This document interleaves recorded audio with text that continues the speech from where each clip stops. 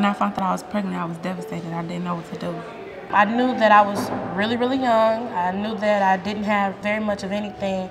I didn't feel very confident in myself. People automatically assume if you're a teenage pregnant girl, you're less than. So you have to rewrite your own story.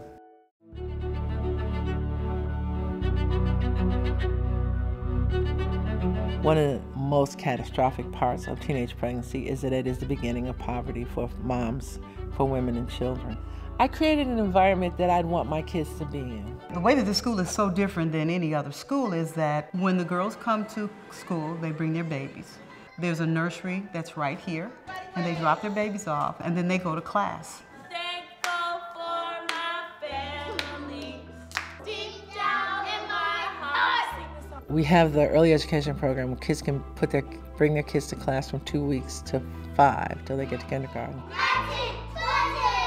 We could do like a couple quarts of green tomatoes too. We have the garden at the school because it seemed to me if you're going to be somebody's mother, you need to be able to grow food. There's a whole sense of added value, organic growing, emerging markets, sustainable living. There's so many things that kids shock me that they're willing to do. Even the little cutie cute girls, you know, like they'll bring clothes to change into so they could go out and milk the goats. We also have what we call the global girls. We've taken 2 groups of girls to South Africa and we asked them what was the most important part about going on this trip. One of the girls said, you know, the most important is that my son will never be a neighborhood boy. He will be a boy of the world. His life is now a life of international perspective. I want you to feel free to be as smart as you can be, to be as good as you can be, to be as powerful as you can be. Now I have 2 offices. I have one real office where I can have confidential conversations.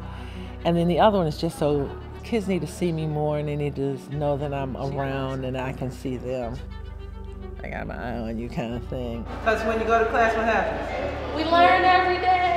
When I make the announcements every day, my final comment is, when you leave here today, you should be smarter than you were when you got here, because smart is what you get, not what you are. Miss Andrews. You could talk to her about anything. I feel much of a stronger woman now. She's a woman of business. She's like our second mom. To be truly honest with you, I really wouldn't know what I would do without this school.